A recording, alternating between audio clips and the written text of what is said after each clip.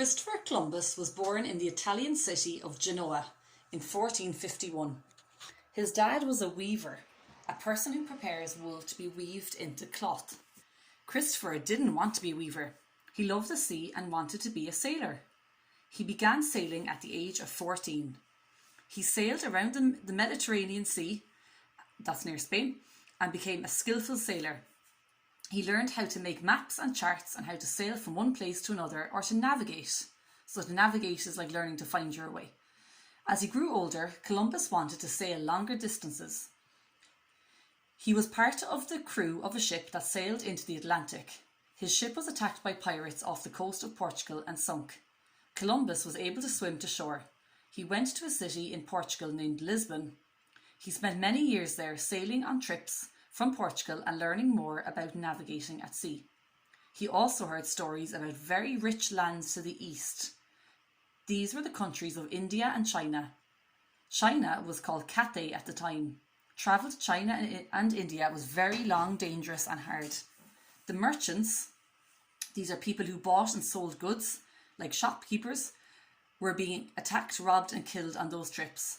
They wanted very badly to find an easier way to sail to China.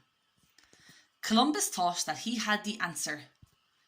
He felt that since the earth was round like a ball, if he sailed to the west and sailed long enough, he could sail right around the world to China in the east. He had two big problems though. First, he did not have enough money or ships to make this trip. Second, most people in those days thought the world was flat like a tabletop. They thought that if you sailed too far from land, you would sail off the edge and be killed. Columbus had to try really hard to prove that he was right. He went to the kings of England, Italy, Portugal and France asking for help. They all turned him down. Columbus did not give up. He went to the king and queen of Spain.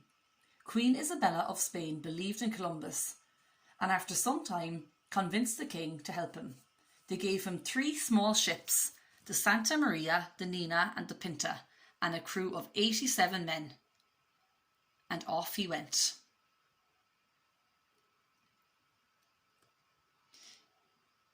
After several days of navigating, so that's sailing through the seas, the sailors became desperate and threatened Columbus. If they couldn't find any land in the next 3 days, they would go back.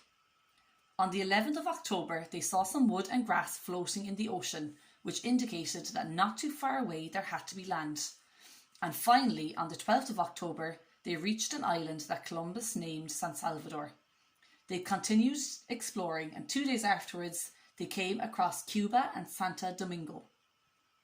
After returning to Spain, Columbus planned 3 other trips to America, and there he explored places such as Puerto Rico, Jamaica, Venezuela, Honduras and Panama, among others. Okay, so remember I explained to you already that he didn't actually realise he'd reached a new continent. He thought it was India and that's why he was calling it the Indies, okay? So unfortunately, Columbus died and convinced that he had found a new way to get to Asia. Okay, so he was happy that he'd found a new way to get there because that's what they wanted, to find a safe way to go. But he still actually thought he was going to Asia, which is like where China and India are. So he actually died without knowing that he'd ever discovered a new continent.